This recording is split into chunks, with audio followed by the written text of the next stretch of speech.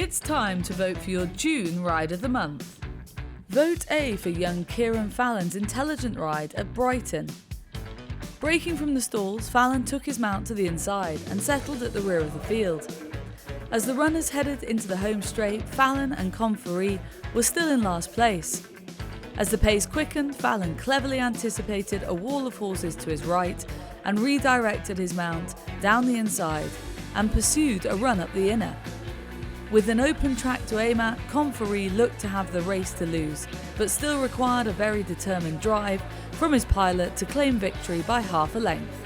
Conferee is getting a run towards the far side now. The blue cap is running on well. Out wider is Joyful Dream. Joyful Dream the centre of the course, far side Conferee. It's Joyful Dream in front. Conferee trying to stay on. Between them is Harlequin Rose. Here comes Conferee through on the inside, and Conferee is running on strongly, and Conferee will get up. A third course win at Brighton.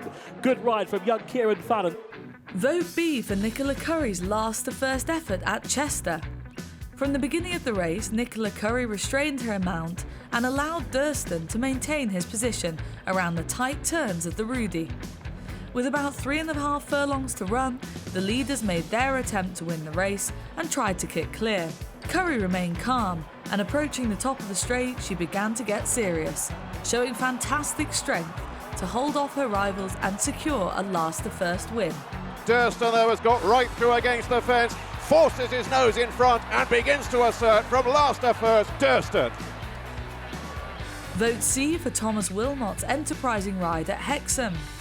From flagfall, Thomas Wilmot immediately sent his mount into a flying lead, taking a sizable chunk of ground out of the field. Ring a Ring a Rosie maintained that lead, jumping exuberantly at many of the fences en route. Wilmot and his mount winged the second last, but with their lead greatly diminished. Jumping the last, Ring a Ring a Rosie was still 4 lengths ahead and had to use all of her heart and determination to grind out a victory due to an enterprising ride. Under a furlong left to go. This side is Ring a Ring a Rosie, the far side Kitty Fisher. Kitty Fisher's had a chance to go by, but she's not going to do so because Ring a Ring a Rosie's finding plenty on the run to the line, and Ring a Ring a Rosie makes every yard of the running. Vote D for Danny Tudhope's clever effort at Royal Ascot. Drawn in the middle of the track, Tudhope took back early on and found plenty of cover for Space Traveller.